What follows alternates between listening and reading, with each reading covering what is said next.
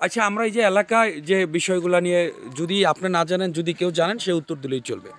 আমরা এলাকায় বিভিন্নভাবে বিভিন্ন জায়গায় গুঞ্জন শোনা যাচ্ছে যে তাকে নিয়োগ দেওয়ার বিষয়ে এলাকার একটি মহল একটি শর্তপত্র করেছে, 8 লক্ষ টাকা বেতন যদি উদ্ধার হয় তারা নিয়ে নিবে। সেই শর্তে কিছু লোক, অসাধু লোক চেষ্টা করছে তাকে পুনরায় এখানে নিয়োগের বিষয়ে। এই বিষয়ে আপনার অবগতি কিনা? আমরাও এই গুঞ্জন শুনতেছি যে সে নাকি ওই যারা চাকরির যে চক্রটা চাকরি দেওয়ার জন্য মানে উঠিয়ে পড়ে লাগছে, তারা নাকি 8 লক্ষ টাকা তার বেতনের পুরো টাকাটাই নিয়ে নেবে, এটা স্ট্যাম্পে লিখিতভাবে নিয়ে নিছে। এই ক্ষেত্রে আপনারা কোনো ডকুমেন্টস পেয়েছেন নাকি দেখতে পেয়েছেন কিছু? আমরা পাই নাই, কিন্তু এটা শুনেছি আর কি, মানে পুরো গ্রাম শহরে এটা গুঞ্জন উঠছে। আচ্ছা, এক্ষেত্রে এখন আপনারা এলাকাবাসী কি দাবি করছেন, জোর দাবি কি আপনাদের? ও যেন আর এই স্কুলে পুনরায় না আসতে পারে, এটা আমাদের গ্রামের পক্ষে সবার দাবি। এটা কেন চাচ্ছেন আপনারা?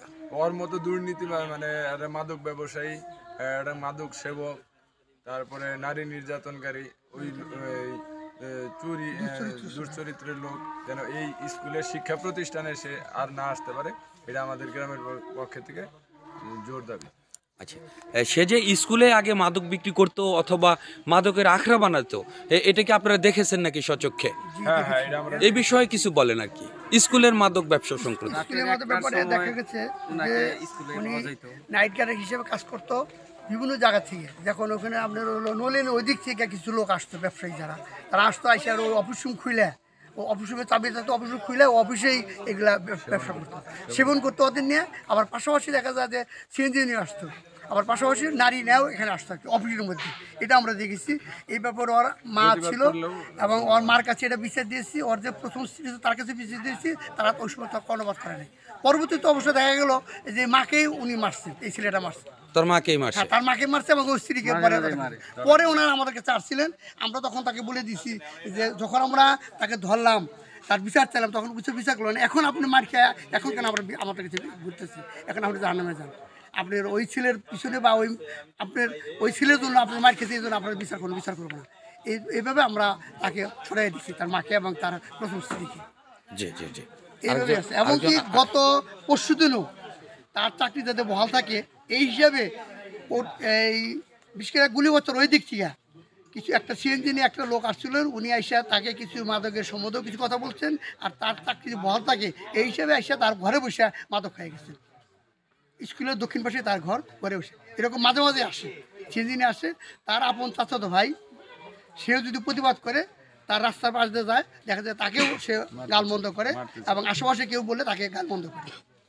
আর এই সমস্ত বিষয় তো প্রশাসনকে অবগত করাই হয়েছে। জি জি, বলা আচ্ছা, এখন প্রয়োজনীয় ব্যবস্থা নিতে প্রশাসনকে একটু আপনারা তাগিদ দিবেন। এই তো ভাইকে কিছু প্রশ্ন করি, আপনি কি এই যে এই নাম কি জানে, হান্নান সরকারের বিষয়ে আপনি কিছু জানেন কিনা?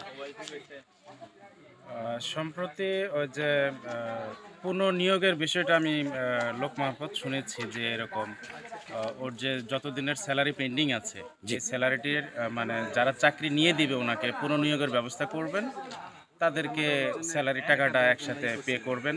এই ব্যাপারে একটা লিখিত ডকুমেন্টস হয়েছে এরকম শুনেছি আর কি, লোকমুখে শুনেছি। এলাকায় এটা গুঞ্জন শোনা যাচ্ছে। গুঞ্জন শুনেছি। অ্যাকচুয়ালি আমি গ্রামে থাকি না, গ্রামের বাইরে থাকি, সব বিষয় হয়তো জানিও না, এরকম একটা বিষয়। তবে আপনি কি মনে করেন, এটা নিয়ে কি মন্তব্য করছেন বিষয়টা নিয়ে? তো যতটুকু গেস করছি আসলে যে ধরনের বিষয়গুলো শুনছি, তো এই ধরনের লোক আসলে এখানে পুনর্নিয়োগ না হওয়াটাই বাঞ্ছনীয়। স্কুল প্লাস গ্রামের সুনাম বা তাদের ফিউচারের কথা চিন্তা করে নিয়োগ না হয় বাঞ্ছনীয়, যদি এই ধরনের ঘটনাগুলো প্রমাণিত হয়। জি, ধন্যবাদ সকলকে ধন্যবাদ।